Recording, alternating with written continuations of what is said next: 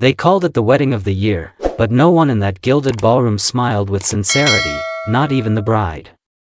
Celeste Ashford stood like a porcelain doll beneath a cascade of white orchids, her dress custom-made in Milan, her shoes flown in from Paris, her silence louder than the orchestra playing a love song that didn't belong to either. Rayen, the boy with oil-stained hands and a borrowed suit, stood beside her, looking like he had wandered into the wrong world and accidentally said, "I do."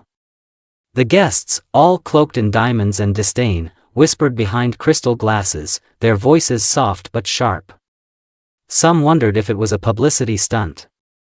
Others swore it was blackmail. No one believed it was love.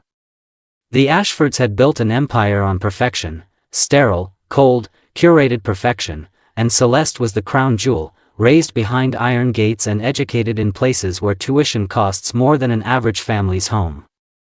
Rayen?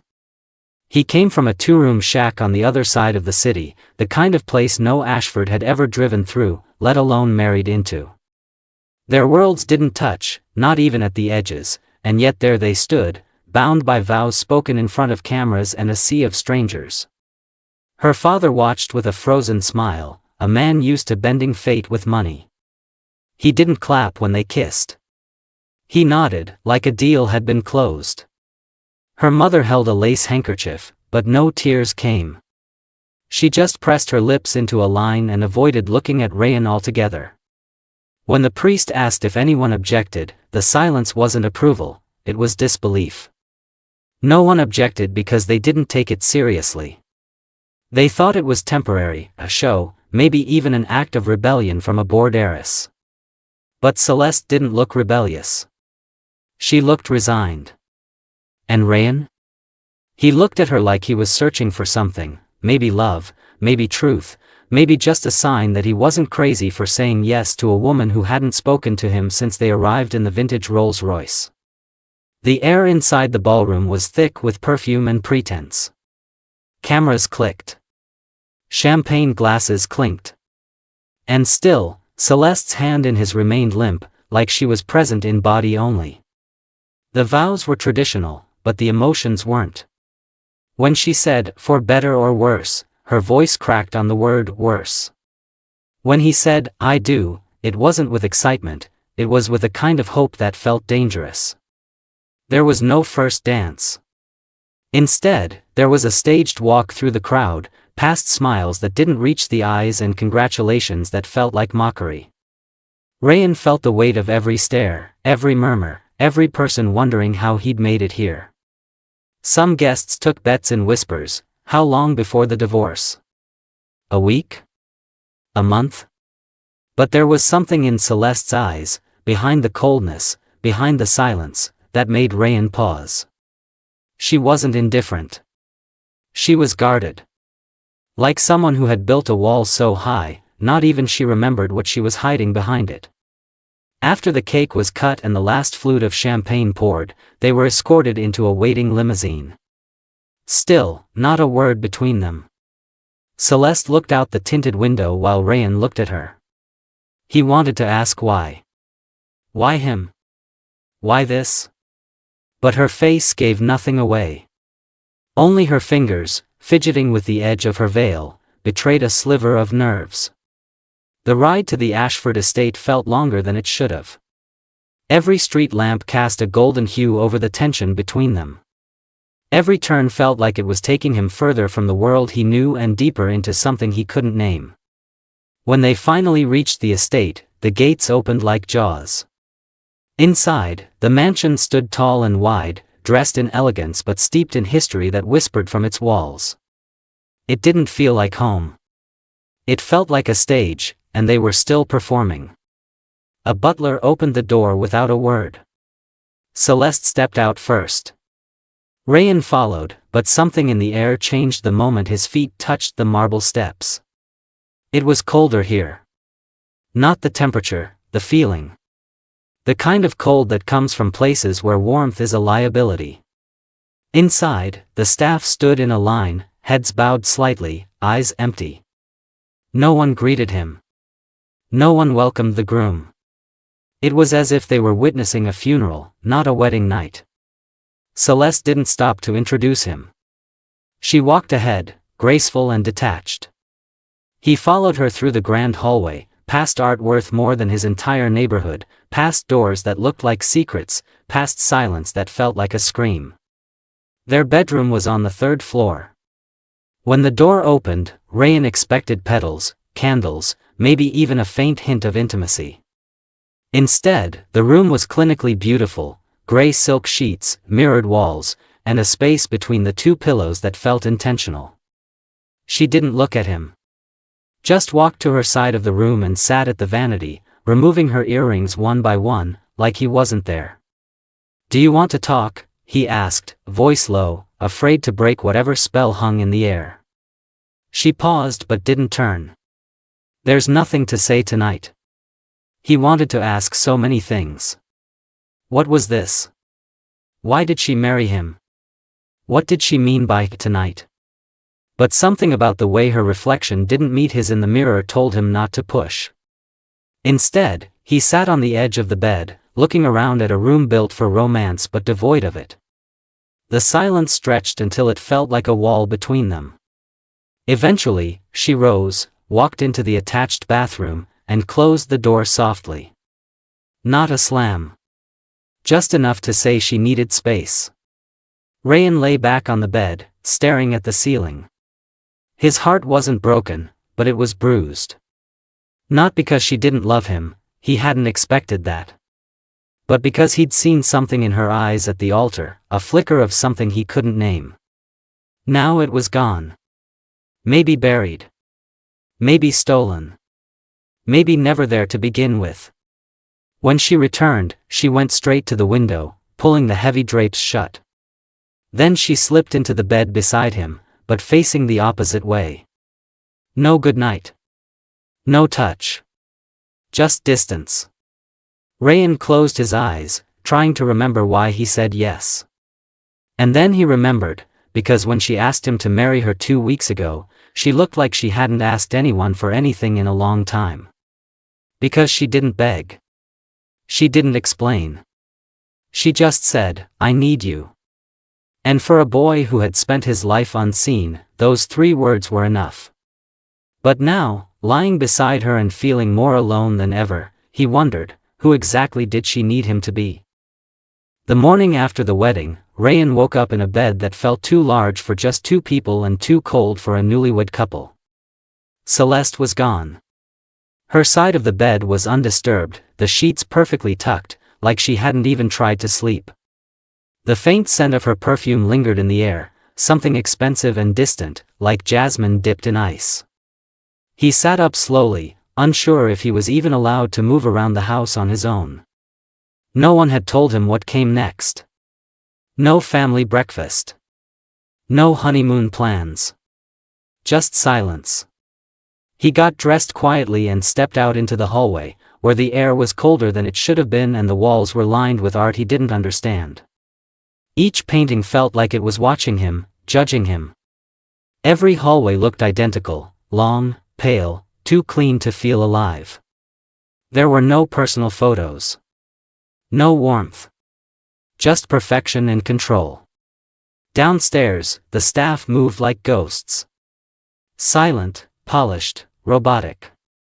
No one asked if he needed coffee. No one smiled. They just offered polite nods and moved out of his way like he didn't belong there. Because maybe he didn't. He wandered until he found a sitting room, floor-to-ceiling windows, antique furniture, and a piano that hadn't been touched in years. The kind of room meant to impress, not to live in. He sat there, alone, surrounded by beauty that felt hollow. Then he heard footsteps. Not Celeste's. These were heavier, deliberate. Her father entered, wearing a tailored suit and an expression that could freeze oceans. He didn't sit. Just stood by the door and looked at Rayen like he was still trying to figure out what exactly his daughter had done. "You'll be taken care of," he said finally, like Rayen was a liability, not a person. "Whatever this is, keep it quiet." "I married your daughter," Rayen replied, steady but unsure. "That's not a secret." "It is now." The man's voice was sharp, clipped. There are rules in this family. You're here because she put you here. Don't forget that. And with that, he walked out, no further explanation, no welcome. Just a reminder, this mansion might look like paradise, but it wasn't a home. Not for anyone. Hours passed, and still no sign of Celeste. When Rayen finally found the courage to ask one of the housemaids where she was, the woman barely whispered, "She's in the greenhouse." The greenhouse was tucked behind the west wing, a hidden space wrapped in glass and shadow. He followed the path lined with trimmed hedges and statues that stared too long. When he stepped inside, warmth greeted him for the first time all day.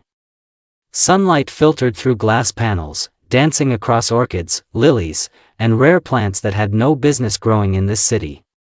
And there she was. Celeste, sitting on a stone bench, her hands folded in her lap, eyes closed like she were somewhere far away. "You left early," he said softly. She didn't look at him. "I never really arrived." Her voice was calm, but tired. Like she'd been carrying a weight too long. He stepped closer but didn't sit. "Do you want to talk about it?" "About what?" She opened her eyes, finally meeting his. "The fact that I married a boy the world thinks isn't good enough for me? Or that I live in a palace that's never once felt like mine?" He looked around. "This place. It's beautiful. But it's cold. Because it was built on silence. My parents don't speak unless they're negotiating. My mother hasn't hugged me since I was 8. We don't live here. We do legacy." Her words hit him harder than expected. "Then why bring me into it?" She stood then, smoothing her dress, stepping around a bed of white roses that seemed too perfect to be real. "Because you looked at me like I wasn't broken. Like I was just a girl." He blinked. "You are. Not to them." Her eyes darkened. "To them, I'm a bargaining chip. A title. A future asset to merge fortunes with another empire. But not anymore. I ruined that plan, didn't I?" Rayen nodded slowly. "So I'm the escape plan? You're the reminder." "Of what?" She turned fully now, facing him, voice softer. "That there's still a version of me that wants something real." The moment stretched, fragile and rare. He didn't know what to say. Not yet. But something changed in the air between them. A crack in the ice. A flicker of something not quite love, but maybe its shadow. The days that followed weren't what anyone expected. There was no press release. No honeymoon. The mansion remained quiet, and Celeste remained distant, but not cruel. She showed up for dinners, sometimes sitting beside him, sometimes not. Her parents kept their distance, as if pretending the wedding hadn't happened. Staff continued to treat him like furniture. But slowly, Rayen learned the house. Learned its rhythms. The grandfather clock struck too late. The way the east corridor always smelled like old perfume. The way Celeste would disappear for hours, always returning with something different in her eyes, sometimes hope, nothing at all. One night, he heard music. Faint, echoing through the halls. He followed it to the music room. There she was, playing the piano, barefoot, lost in a melody that sounded like longing. He didn't interrupt. Just listened. Because sometimes, silence spoke louder than words. That night, she came to bed later than usual. She didn't turn away this time. She just lay there, eyes on the ceiling, and whispered, "Did you know I almost ran away when I was 16? Why didn't you?" "Because I thought if I stayed, I could change something. I thought if I followed the rules long enough, they'd give me freedom. But freedom isn't granted here. It's stolen." He didn't know what to say. But his hand found hers under the sheets. She didn't pull away. The mansion still wasn't a home. Not yet. But maybe, just maybe, two people lost inside it had a chance at building something that was. The air in the mansion remained the same, crisp, calculated, and far too clean, like someone had wiped away any trace of emotion the second it dared to appear, and Rayen, even after a week of waking up in the same bed, still wasn't sure if Celeste ever really slept beside him or just lay there in perfect stillness like she was training her body to feel nothing. He watched her from across the breakfast table, where neither of them ate, and the silence between them was no longer heavy, it had started to feel permanent, like a curtain that wouldn't lift. She scrolled her phone with the elegance of someone raised in velvet and glass, but her eyes, they had that chill again, the one that made even sunlight feel artificial. He tried to read her like a story, but the pages of her face never turned. And yet, it was in the smallest moments when he felt something real. The way her hand brushed his when she passed him a napkin, the way her body leaned toward him for half a second in the elevator, the way she never called him by name, but her voice softened when she spoke to him directly. It was the contradiction that drove him crazy, the coldness in her eyes, yet the truth in her touch. She wasn't faking it. She just didn't know how to show it. That morning, he followed her, not out of suspicion, but out of something deeper, hunger for understanding. She wandered into the West Wing, where no one ever went, and for good reason. That side of the house was untouched, unused, almost like a memory the family didn't want to confront. Paintings were covered in white cloth, chandeliers dusted but dim, doors shut with locks that hadn't been turned in years. And yet she moved through it like a ghost who once lived there. He stayed a few steps behind, watching her fingers trail across the wooden walls until she stopped at one particular door, a small one, tucked between two columns, something that looked like a servant's entrance, forgotten and low. She opened it with a key hidden in her bracelet. He didn't ask. She didn't invite. But she didn't stop him from following. Inside, the world changed. It wasn't a room. It was a memory wrapped in air. Childhood sketches taped to walls, broken toys stacked in a corner, a little white dress folded on a velvet stool. "This was my real room," she said, barely audible. "Before I was upgraded." He didn't move. Didn't breathe. She sat on the floor, legs folded like a child again. "They moved me to the East Wing when I turned 13. Said it was time I stopped acting like a little girl. I had to start preparing for society. That crying was childish. That dreaming was dangerous." Her voice cracked, just once, and it hit harder than a scream. "You think I don't feel anything, Rayen?" She looked up then, eyes fierce, wet. "I feel everything. I just don't show it the way people expect. If I did, I'd have drowned by now." He stepped closer, sat beside her. "I don't need you to be warm," he said, gently. "I just need you to be real." She looked at him like no one had ever said that to her before. Like that was the most revolutionary thing she'd heard in years. He reached for her hand. She let him. And in that cold, forgotten room, her fingers wrapped around his with a quiet urgency that told him more than any speech ever could. The girl who looked like she had everything had been carrying a silence that weighed more than diamonds. Later that night, when they lay in bed, the gap between them was smaller. Not erased, but closer. He didn't speak. He didn't need to. She reached for his hand under the covers again, slower this time, and rested it on her chest, right above her heart. "It's not broken," she whispered, eyes closed, breath trembling.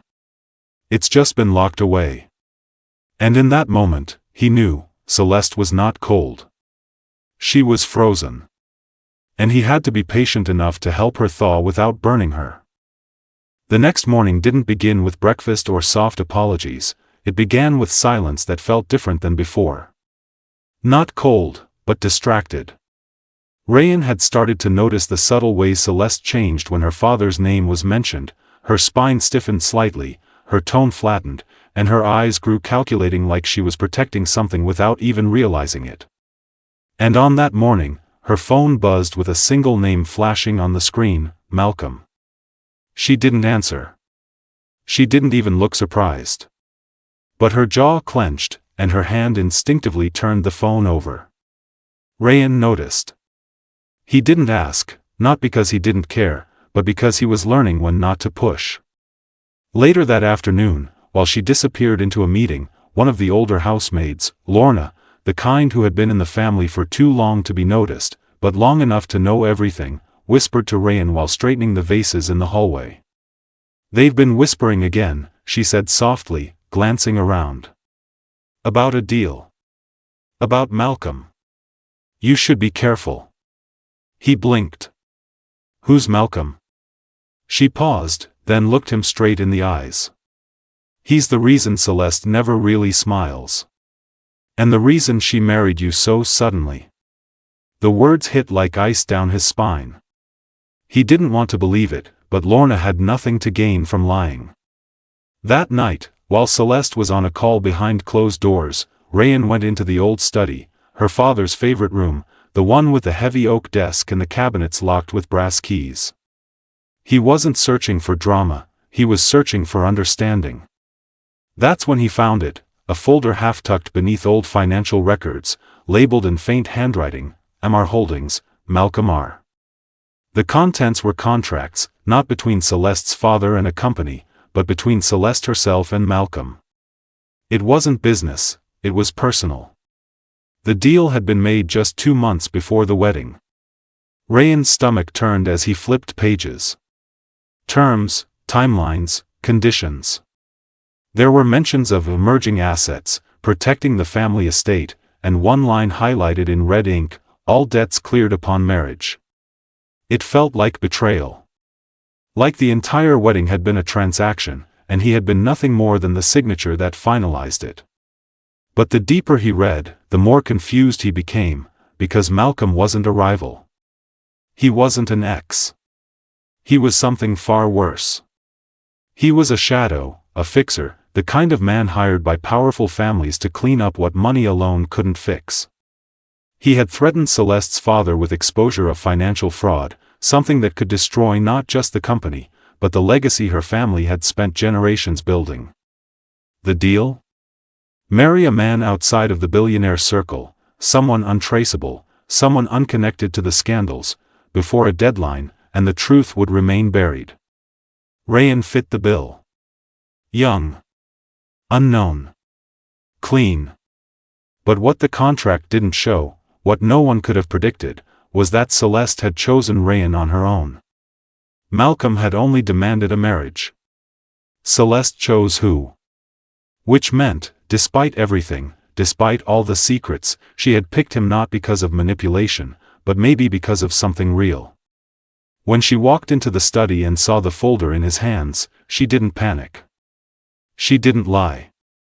She simply sat across from him, removed her earrings slowly, and said, "You were never the lie. The deal was. I picked you because you were the only thing in my life that wasn't drowning in power." He looked at her, unsure whether to believe her or run. "So I was a shield?" "No," she whispered. "You were a moment of truth in a life built on strategy." He wanted to scream, to rage, but instead he just looked at her, really looked, and saw a woman who had been raised in a world where love was currency and choices were auctions.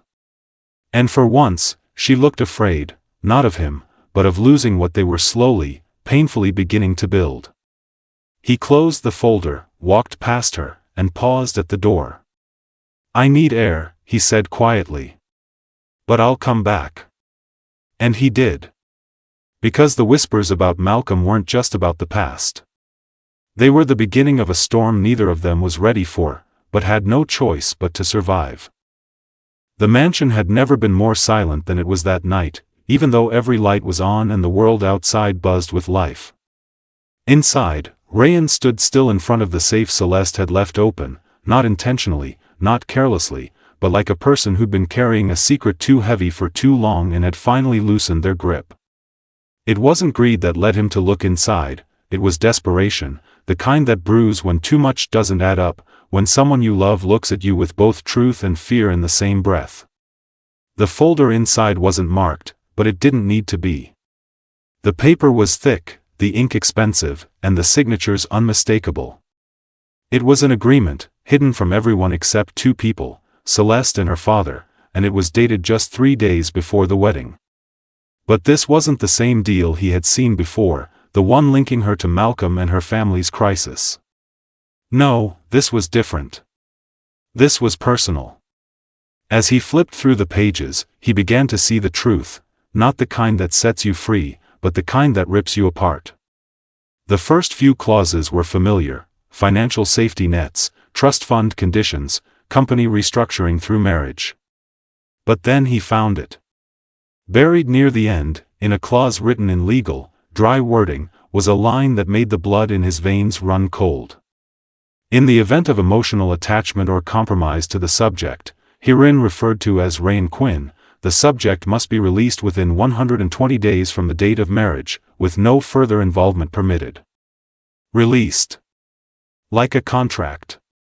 Like a hired actor in a role that had run too long.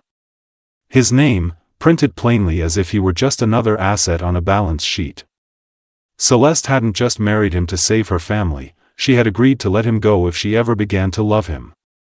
And from the way she'd looked at him last night, trembling, vulnerable, holding her breath while saying she chose him not for power but for peace, she had crossed that line. She was in love with him. And she was planning to break his heart to protect him. Rayen dropped the papers and sat on the edge of the desk, stunned by the raw, aching irony of it all. He had fought to believe in her, even when everyone told him not to. He had stood by her when the whispers grew louder. And now, just when the cracks in her armor began to reveal a woman he could finally trust, he discovered she was preparing to vanish from his life by contract. Not because she didn't love him, but because she did. And love, in her world, came with consequences. When she walked in, she froze. She didn't ask what he had read. She could see it in his eyes. The folder was open. The damage done. "You were going to leave me," he said, voice low, not from anger but heartbreak. "You agreed to erase me the moment this became real." Celeste didn't cry. She didn't deny. She simply sat across from him, the same way she had when he found the first folder. "I never thought I'd feel anything, Rayen," she whispered. "I thought this would be easy. A name. A ring. A contract. But then you looked at me like I was human, not a price tag, not a surname. Just me."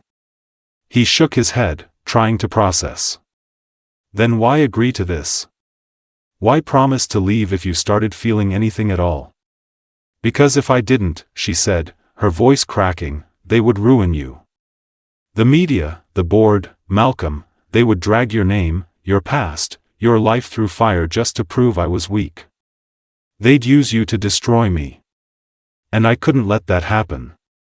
She reached out, but he stepped back. "You should have told me." "Would you have stayed if I did?" she asked, her voice breaking now. "Would you have married me if you knew you were part of a contract?" He didn't answer. Because part of him wasn't sure. And that's what hurt most. That she had chosen silence, not because she didn't love him, but because she did. That night, Rayen didn't sleep in the mansion.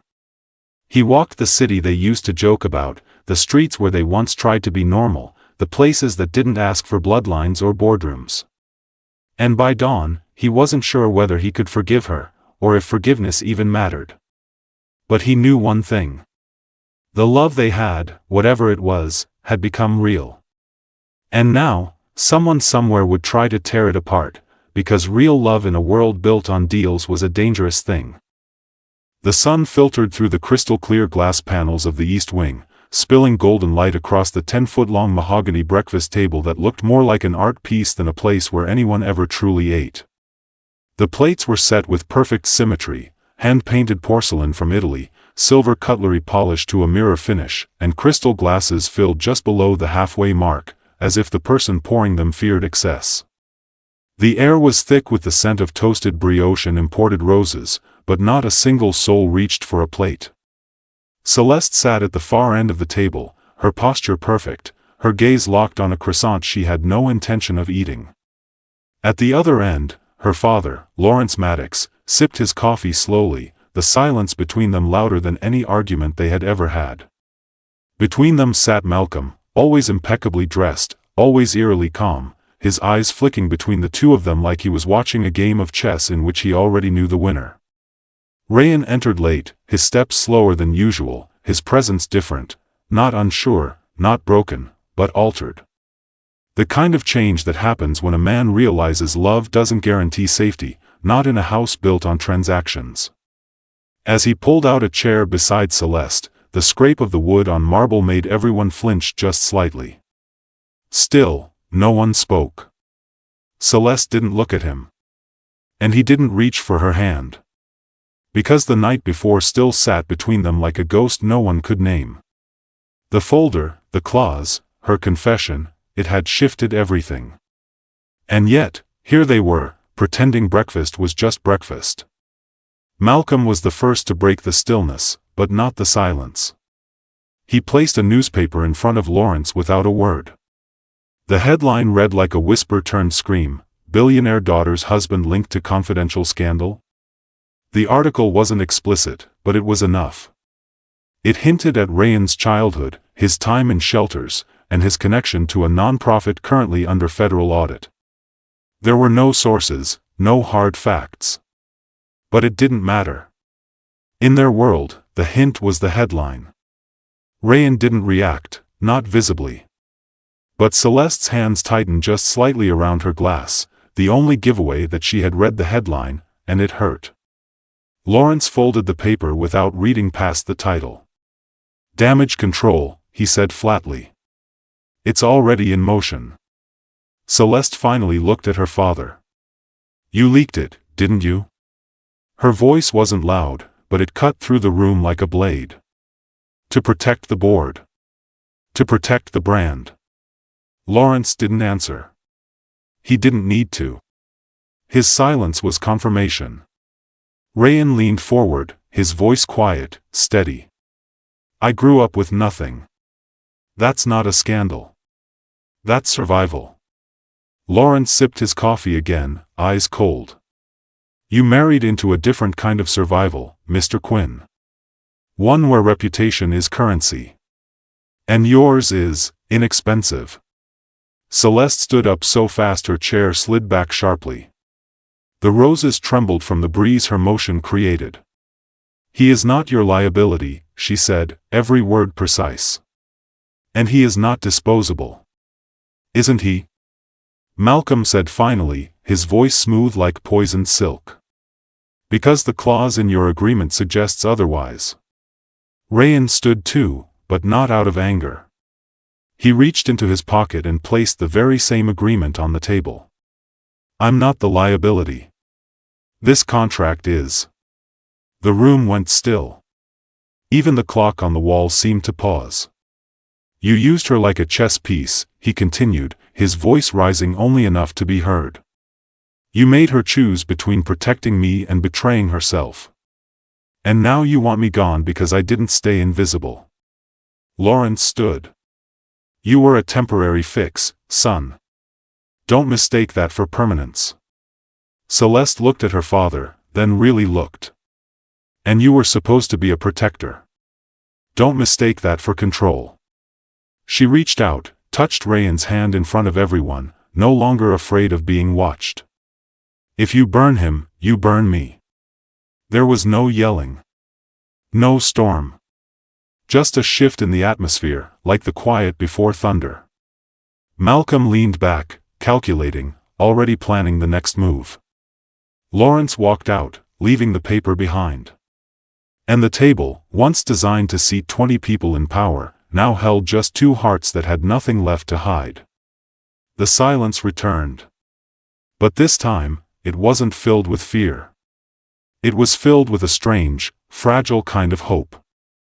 The rain had started again, soft at first, then louder, tapping like secrets against the mansion windows, and Rayen found himself alone in the hallway outside the gallery, the same one where just days ago he had seen the portrait of Celeste's late mother, the woman whose legacy still haunted the marble corridors like perfume that refused to fade. But today, it wasn't the ghosts of the past whispering his name, it was the living, flesh and blood maid who had been silently present since the wedding, a woman in her late 60s with kind eyes and a spine that bent slightly under years of unseen burdens, and as she approached, clutching a tray with a barely touched breakfast meant for Celeste's room, her voice was calm but urgent, like someone who had waited too long to speak and now feared the silence more than the consequences. "You need to be careful," she said, without looking him in the eyes, setting the tray down on the narrow console table. And when Rayen, confused but respectful, asked what she meant, she leaned in just slightly and lowered her voice to a whisper. "You're not the first she married," and those 7 words hit him harder than the article, harder than the breakfast silence, because they carried something different, not accusation, but warning, not bitterness, but grief. And when he asked again, "What are you saying?" she took a moment, then glanced over both shoulders before continuing. "There was another man, before you, a long time ago," she said, her voice dropping even lower. "He was kind too, like you. But no one talks about him anymore. And the records? Gone. Photos? Gone. As if he never existed. But I remember. I always remember." Rayen's breath caught because in a house like this, forgetting was often intentional and remembering was dangerous, and yet here she was, risking her job, maybe her safety, just to plant a seed of truth. And when he pressed her gently, "What happened? Where did he go? Was it an accident?" she only shook her head and said, "Some people say he left her. Others say he was forced out. And then there are whispers that he never left at all. Just disappeared. One day, he was here.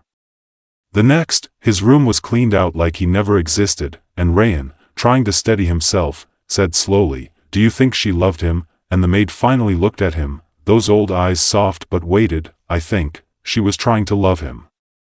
But something, or someone, wouldn't let her." And it was in that moment Rayen realized the depth of the mansion's silence, how every wall had ears, and every ear had a master, and that maybe Celeste's coldness wasn't entirely hers, maybe it was survival dressed in diamonds, and maybe love in this house had always been rehearsed, tested, and then removed when it failed the script. And just as he was about to ask the maid more, a sharp voice echoed from behind them, Malcolm's, clear and chilling. "Is this how you spend your mornings now, Rayen?" Chatting with the help, and instantly the maid stepped back, head bowed, mouth closed, tray back in her hands, disappearing like smoke before Rayen could say anything in her defense, and Malcolm moved closer, his hands behind his back, eyes scanning Rayen like he was a misbehaving child at a boarding school. "This house has rules," he said, "and rule 1 is, don't believe everything you hear. Especially from those who've been here too long." And with that, he turned and walked away, but his words stayed, heavy and deliberate, and Rayen stood alone in the hall, now haunted by more than just the mansion's past, now haunted by the question of who came before him, what their story was, and whether he was next in a line of men rewritten out of Celeste's life, not because she didn't love, but because love here had always been conditional, monitored, and censored. And as he made his way back to their room, the echo of the maid's voice followed him like a chill through his bones. "You're not the first she married," and he couldn't tell if it made him angry or afraid, only that it made him realize one thing with absolute certainty: nothing in this house, including love, was ever what it seemed. The storm outside had been building for hours, thunder growling like a warning no one was willing to hear, but inside the master bedroom of the Thornwell estate, it was another kind of storm waiting to erupt. And Rayen, now restless, bruised by secrets and the weight of not knowing, stood near the fireplace, watching the flames instead of her, while Celeste sat on the velvet chaise by the window, her silk robe hanging loose, her hair untamed like her thoughts, and the silence between them wasn't new, but tonight, it felt different. It wasn't cold, it was heavy, swollen, ready to give birth to something raw. And when she finally spoke, her voice was barely above a whisper. "Did the maid tell you?" And that single sentence cracked the air open like lightning, because for the first time, she wasn't pretending, wasn't deflecting, she was inviting the storm in. And Rayen, still stunned, asked carefully, "Tell me what?" And she turned to him, eyes swollen but dry, as if she'd run out of tears long ago. "That I've done this before," she said, "that there was someone else. A marriage. A promise." And then silence, and for a moment, she looked so small despite the room's grandeur, like a secret in a castle, and Rayen, sitting now, closer but cautious, waited as she drew a shaky breath. I was 21. His name was Elijah. My father said it was love. It wasn't. It was leverage, and her words came slowly, painfully, like peeling off a scar. We were married for 16 months. He left on a business trip and never came back. They said it was a car crash, but there was no body. No investigation. Just a funeral with an empty casket and a checkbook to keep quiet, and now Rayen felt his chest tighten because the mansion had never truly been silent. It had been screaming in invisible ways, and Celeste wasn't cold. She was buried, alive, under expectation, under legacy, and she wasn't finished. After Elijah, I was sent away. Therapy, boarding in Switzerland, months of being told I imagined things. When I returned, Malcolm had taken over father's empire, and I was a different woman. She looked him dead in the eye, and you were supposed to be the cure. A distraction. Maybe, a lie I could live with, and Rayen didn't flinch, but his hands tightened on his knees, because love wasn't supposed to sound like survival, but here it was, bruised, honest, and still breathing. Did you ever plan to tell me? He asked, his voice low, and she nodded, slowly, but I thought if I waited, if I kept it buried, maybe we could be different. Maybe this would be the first thing in my life I got to choose, and for the first time, he saw her, not as the billionaire's daughter, not as the cold wife in the hallway, but as a woman with jagged truths stitched inside her, trying not to bleed all over him, and she stood then, walking toward the window as lightning cracked again, and when he moved to her, gently taking her hand, she didn't pull away, just whispered, I'm tired of being the one everyone watches but no one hears, and Rayen, kissing the back of her hand, said softly, then start telling your story. To me. To yourself. You don't have to disappear like him. And as thunder rolled over the hills and the power flickered for just a breath, everything changed, not because the truth had fixed things, but because it had finally broken the silence that had been poisoning them both, and Celeste, for the first time since they met, leaned into him not out of duty, not out of guilt, but choice, and in that fragile embrace, he felt the mansion grow warmer, not because it had changed, but because she had finally let him into the room she kept locked the tightest, her truth. There are some scars that don't fade with time, and as Celeste stood before the long antique mirror in her walk-in wardrobe, her silk nightgown brushing against her thighs, the dim light tracing her reflection like it, too, was searching for answers, she slowly let the gown slip from her shoulder, revealing the thin, curved scar just beneath her collarbone, pale, quiet, but never forgotten, and for years, no one had asked, no one had dared, because in this house, and in her world, vulnerability was currency and weakness a debt you could never repay, but tonight, after everything she had shared with Rayen, that wall between them had cracked, and he had started to notice the spaces between her words, the tremble in her breath when she changed in the dark, the way her hand always brushed that same spot like a reflex, like a reminder, and earlier that evening, when she stepped out of the shower and caught him staring, not at her body, but at that single, quiet mark, she hadn't flinched. She'd simply turned her back and walked away, but now, alone with herself and the hum of memories she never invited, her mind wandered back to that night, 10 years ago, when she was still barely a woman, before Elijah, before Malcolm, before the deals and disguises, when she was just Celeste, 18, rebellious, and trusting the wrong man. And she remembered the way the cold of the bathroom floor had felt against her cheek after she fell, the way her voice cracked when she called for help and no one came, and how the person who left that scar told her she'd begged for it, told her she was just like her mother, beautiful, rich, and too fragile to survive the truth, and even though her father had buried it all under lawyers and threats, the damage had already become part of her, carved into her flesh like a story she was never allowed to tell. But tonight, as Rayen stepped into the room behind her, his voice soft, "Does it still hurt?" She didn't pretend not to know what he meant, and without turning, she answered, not the way it used to, and he didn't reach for her, didn't touch her, he just stood close enough that she could feel his warmth behind her, like he was guarding her shadow, and in the mirror, she saw his reflection, not judging, not pitying, just present, and for the first time, she said it out loud, he wasn't a stranger. He was my cousin. And I was told to forgive him for the sake of family, and as the truth broke into the air like a slow, heavy exhale, Rayen finally stepped closer, placing one hand gently over her shoulder, not to cover the scar, but to honor it, and said, "You don't have to carry this alone anymore." And with that, she turned, slowly, carefully, until she was facing him, naked not in skin but in truth, and whispered, "I never thought anyone would believe me," and he replied, "You didn't need belief, you needed someone to stay." And in that moment, with the past trembling behind her and the future unsure, she let herself breathe, just breathe, because for the first time in years, she wasn't hiding from the scar, and maybe, just maybe, she was learning how to heal with it still there.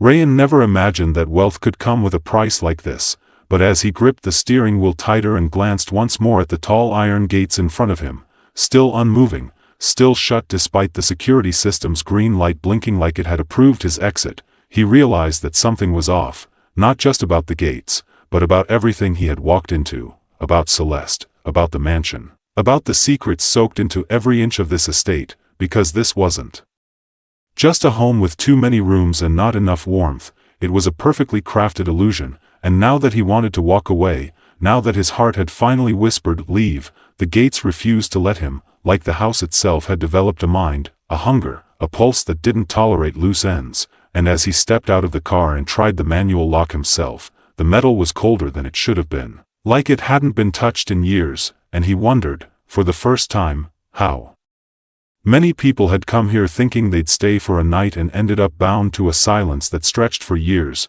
He thought of the maid who said, "You're not the first." He thought of Malcolm's voice in that back hallway muttering about clauses and inheritance. He thought of Celeste, staring out the window each morning like she was waiting for someone to come save her or forgive her, and suddenly he wasn't sure if she was the trap or the prisoner, because when he called security, the voice that answered was male, calm, too calm, saying, "Mr. Rayen, we have no records of a scheduled exit today," and when Rayen explained he needed to leave urgently, the response was chilling in its gentleness, "Sir, it's best if you stay," and that was it, line disconnected, and for a man who'd grown up with nothing but his instincts, every part of him screamed that something wasn't right, and he turned around just in time to see Celeste walking toward him barefoot, a robe cinched loosely around her, hair unbrushed, face bare, raw, and for the first time, she looked afraid, not of him, but of what was happening, and she whispered, "They know," and when he asked who, she simply said, "The people who own the truth about this place," and then she added something that chilled him to the bone, "You think I live here? I'm as trapped as you are," and suddenly, the silence at the breakfast table, the closed-off wings of the house, the untouched bedrooms, all of it started to make sense, not as random coldness, but as orchestrated control, and Rayen, who had always believed love could fix anything, now faced the terrifying thought that maybe it wasn't Celeste he needed to run from, but everything around her. And as the wind picked up and the night grew colder, he looked at the gates once more and knew, deep down, that leaving wasn't just about walking away anymore, it was about survival. He followed her in silence through the hallways that suddenly felt more like a museum than a home, their footsteps echoing faintly against marble floors that had once felt cold but now seemed to hum with the pulse of something living underneath, something that had always been there but hidden from sight, like a second heartbeat buried beneath the skin of the house. And as Celeste reached the far end of the eastern corridor, the one that had always been locked, the one he'd passed dozens of times, without thinking, she stopped and glanced over her shoulder as if even breathing too loud might wake the walls. Then she knelt beside an antique vase that looked purely decorative until she pressed 3 fingers against its wooden base, and to Rayen's disbelief, a soft click echoed through the air, followed by a groan of stone shifting, revealing not a door, but a hollow space in the wall no wider than a person's shoulders, dark and uninviting. And without a word, she stepped inside, her silk robe brushing the narrow edges like a ghost slipping through a memory, and he followed, because he had no other choice, because she wasn't just Celeste anymore, she was the only thread he had left to pull to unravel the truth, and as they moved through the passage lit only by the flashlight on her phone, the air grew denser, cooler, filled with dust and the scent of something old, like forgotten letters and secrets that had fermented into the walls themselves, and after what felt like forever, they stopped before a spiral staircase carved into stone, leading downward into pitch black, and she finally spoke, her voice barely above a whisper. "This tunnel was built during the war.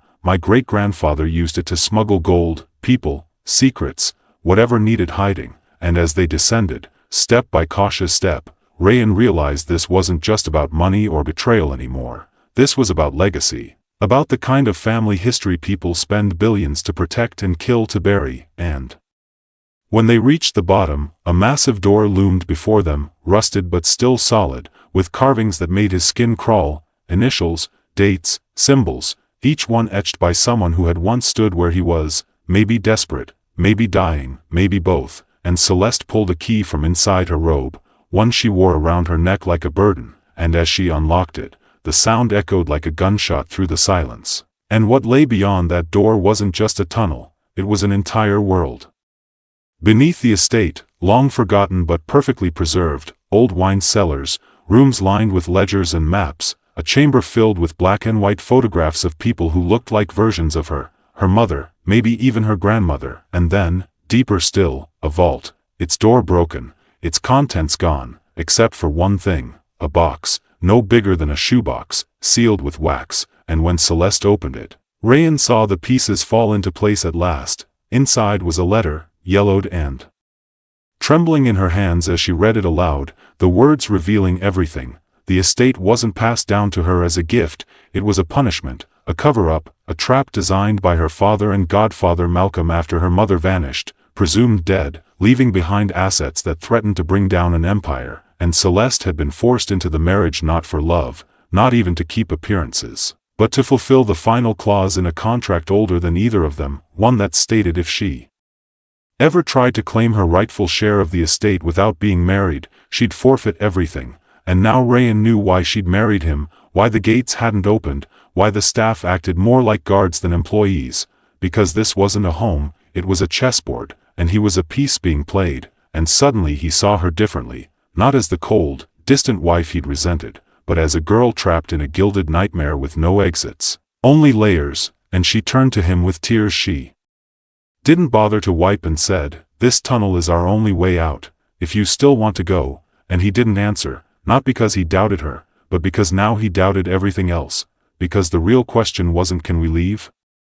But will the truth follow us if we do? She thought she could forget the shadows once she saw the truth, but some shadows don't vanish with light, they only stretch deeper into the soul, and as Rayen lay awake beside her that night, staring at the cracked ceiling of the hidden chamber beneath the estate, he couldn't stop replaying the way her voice trembled when she read that letter, the way her fingers gripped the paper as if letting go meant everything would disappear again. And though the tunnel offered escape, neither of them moved toward it, because they both knew something was still missing, a piece of the puzzle that no document or vault could reveal. And when dawn spilled gray light through the slats of the hidden exit, Celeste finally spoke, her voice softer than he'd ever heard it. "There's one more person, one more reason," and she didn't need to say his name, because Rayen had already felt his presence in every corner of that house. Malcolm, the silent investor, the man who hadn't attended the wedding yet, signed every paper, the man the staff referred to only when they thought no one was listening, the one whose name was always followed by lowered eyes and unfinished sentences. And now she led him not back through the tunnel, but up a staircase that didn't exist on the original blueprints, hidden behind the paneling in her late mother's study. And every step felt like descending into someone else's mind. The walls lined with portraits painted not by artists, but by obsession, Malcolm's obsession. With her mother, with control, with legacy, and when they reached the room at the top, locked by a key no one was supposed to have, Rayen felt something shift in her, like a woman stepping out of her own shadow for the first time, and inside that room, nothing was dusty, nothing was untouched, it was pristine, curated, as if time had been stopped deliberately, the furniture arranged exactly as it had been in old photos, down to the spilled perfume bottle on the vanity and the gloves folded beside it. And then he saw them, letters, hundreds of them, bound in silk ribbon, written not by Celeste's mother, but by Malcolm, and as she picked one and began to read aloud, the words filled the room with a sickness that made Rayen's skin crawl, twisted declarations of love, ownership, madness disguised as devotion, threats veiled in poetic longing, and suddenly it all made sense. Malcolm hadn't just orchestrated her marriage to Rayen for inheritance or control, he had done it because he Couldn't bear to see her become her mother, couldn't risk her choosing her own path, her own love, so he created a legal snare that bound her to someone beneath her status in a way that looked like freedom, but was actually a cage, because Rayen was the only one she could marry without breaking Malcolm's ultimate clause, someone outside the elite, someone poor, with no family or stake to challenge him, and Rayen understood now. He hadn't been chosen in spite of his poverty, but because of it, and when he turned to her, searching her face for anger, regret, anything, he saw instead a calm he hadn't seen before, like someone who had finally found the root of the infection, and she whispered, "He was in love with my mother. But when she refused him, he made her disappear. And I was next, just a prettier version of what he thought he could own," and the horror in her voice wasn't just for what had been done to her, but for how close she'd come to accepting it, and now everything, the wedding, the contract, the silence, the watchful staff, the gates that wouldn't open, all of it was because of a man who never stopped pulling strings, even from the shadows, and as they left the room, Celeste didn't bother locking the door again, because secrets only hold power when they're hidden, and now that the truth was in the open, it was Malcolm's turn to be afraid.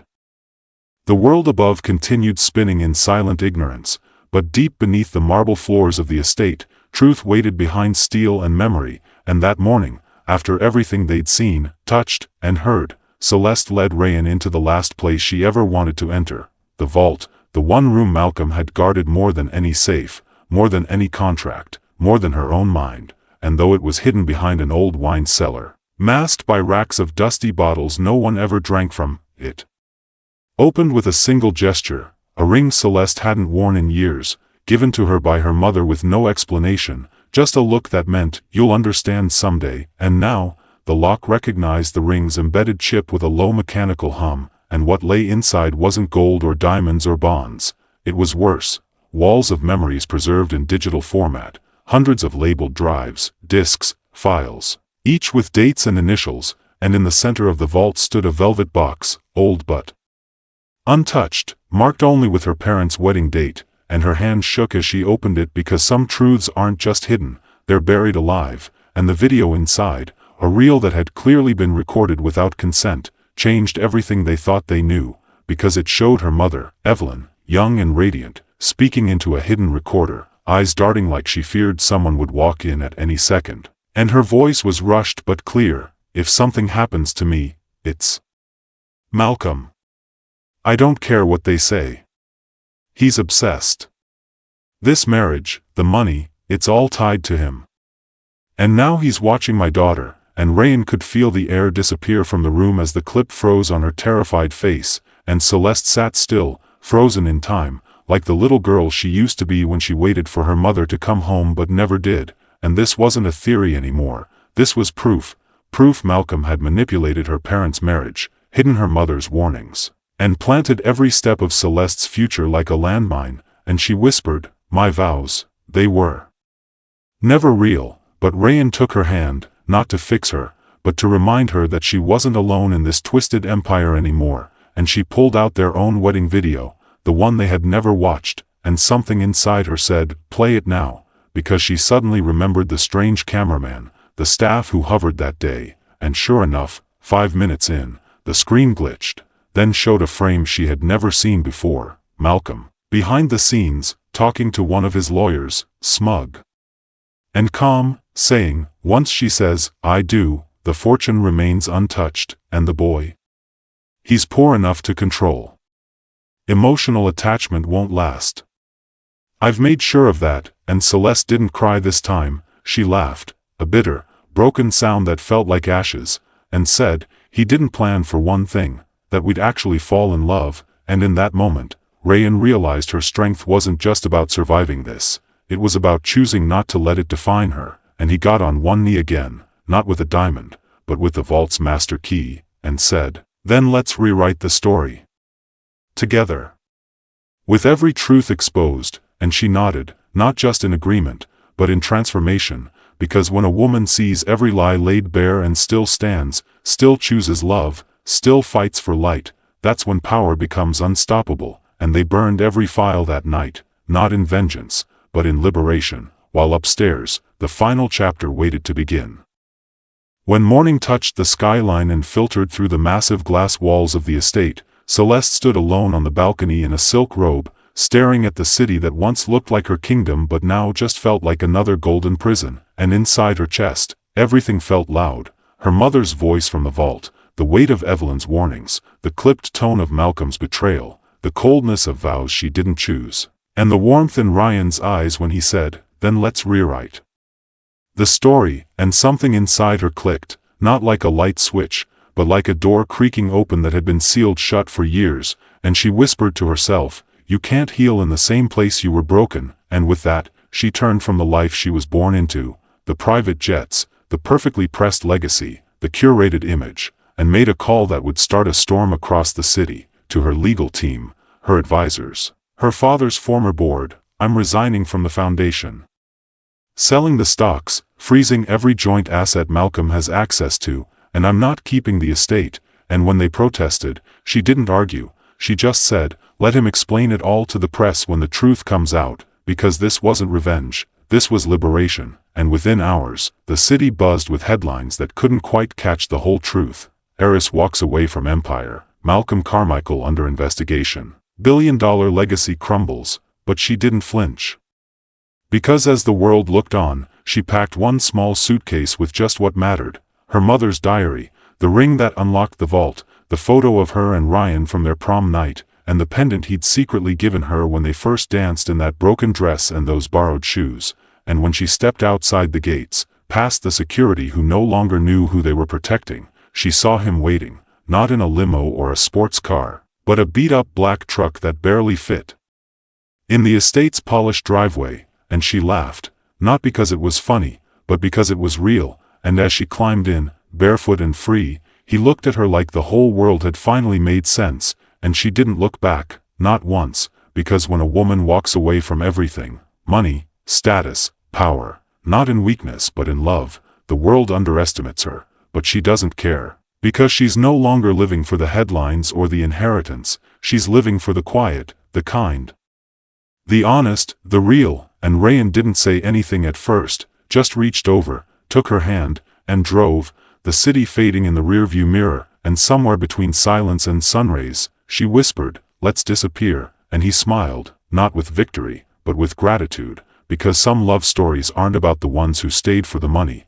they're about the ones who gave it all away and still felt rich. And when the road curved and opened into hills and wind, they didn't need a destination, just the promise that whatever came next, they'd choose it, together, on their terms, with no cameras, no contracts, no hidden doors, just two people, finally free.